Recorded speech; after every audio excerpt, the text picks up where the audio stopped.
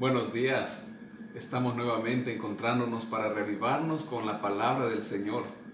Hoy continuamos la lectura del primer libro de Crónicas en el capítulo 23 y vamos a hablar de los deberes de los levitas. Pero empieza diciendo el versículo 1: Viejo ya David y colmado de días, proclamó a Salomón su hijo, rey de Israel. David se aseguró que sea Salomón quien suba al trono, no quien era en ese momento su hijo mayor, Adonías, pues los otros mayores, tanto Absalón como Amnón, ya habían muerto. Para ello dice el versículo 2, que habiendo reunido a todos los principales de Israel, a los sacerdotes y a los levitas, fueron contados los levitas mayores de 30 años, y fue el número de ellos contado uno por uno, 38,000. Los levitas, según Números capítulo 4 versículos del 1 al 3, estaban listos para oficiar desde los 30 años. Fueron contados de ellos en un número de 38,000. De estos 24,000 dirigían la obra de la casa del Señor, y 6,000 serían gobernadores y jueces. Además, 4,000 serían porteros, y 4,000 alabarían a Jehová con los instrumentos que David había hecho para tributar alabanzas. Así podemos hablar de esta distribución que realiza David. 24,000 dirigían la obra de la casa del Señor. Era la obra más importante que estaba entregando en manos de su hijo. Así que designa 24,000 levitas para que dirijan a toda la multitud que estaría a cargo de las canteras, a cargo de traer las piedras, de los metales preciosos, etcétera, de todo lo que era la construcción de la casa del Señor. También sigue mencionando que 6,000 serían gobernadores y jueces. Los levitas ayudaban en la administración de Israel, así en cada una de las ciudades y también en las ciudades de refugio. Nos dice que además 4,000 serían porteros. Eran los encargados de estar a la puerta del templo. ¿Qué hacían ellos? Ellos veían que nadie de los que venían a adorar, así como los animales traídos para el sacrificio, quienes eran declarados inmundos para entrar en el santuario, asimismo de las ofrendas, qué tipo de ofrendas no podían ser ofrecidas al Señor. Y los 4,000 restantes eran aquellos que estarían a cargo de la música, de la alabanza en los momentos de adoración a Jehová. Desde el versículo 7 empieza a mencionar cada uno de los descendientes de Leví, en orden de acuerdo a sus 3 hijos, Gersón, Coat y Merari. Así empieza diciendo que los hijos de Gersón fueron 2, Laadán y Simei.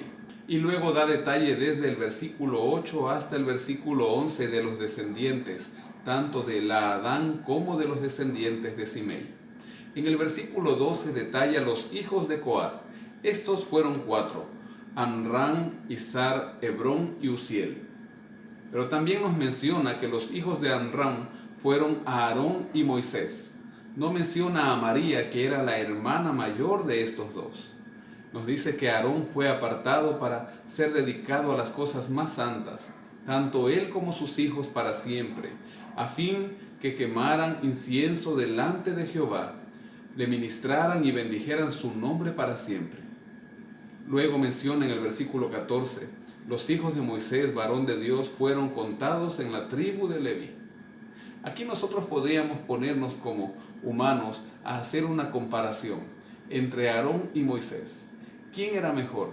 ¿Quién hubiese sido mejor que tome el sacerdocio?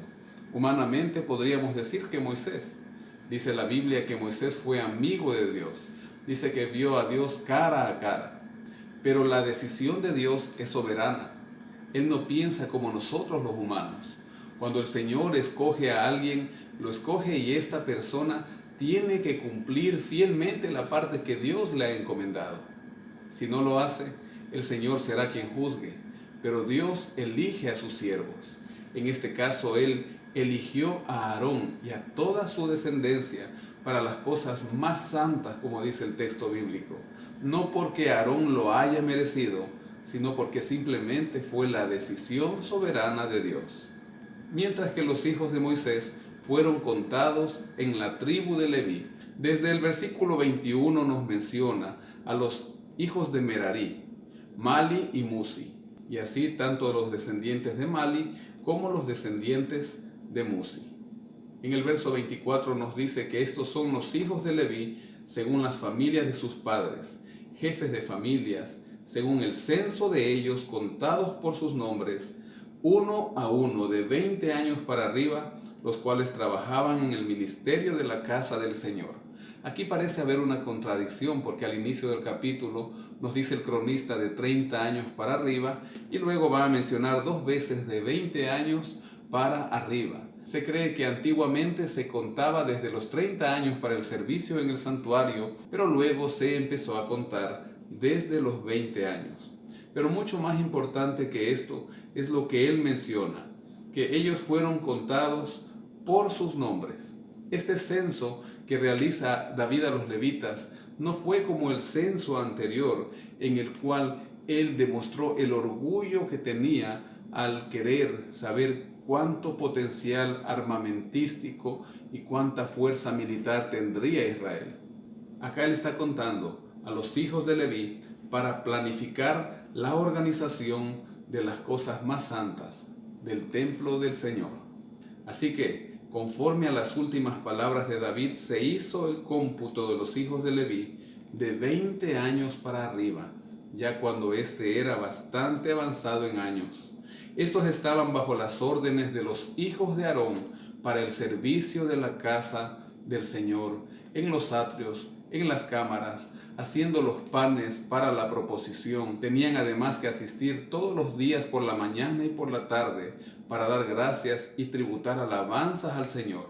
También tenían que ofrecer todos los holocaustos al Señor los sábados, las lunas nuevas y en las fiestas solemnes. Y en el versículo 32 nos dice, tenían también a su cargo el cuidado del tabernáculo de reunión y del santuario, bajo las órdenes de los hijos de Aarón. Cuán importante es la adoración en el templo del Señor. Cuán importantes son las cosas santas. Es posible que usted tenga algo que ver ahí en esa adoración. Usted que va a la iglesia, usted que va a adorar cada sábado o en los días de reunión.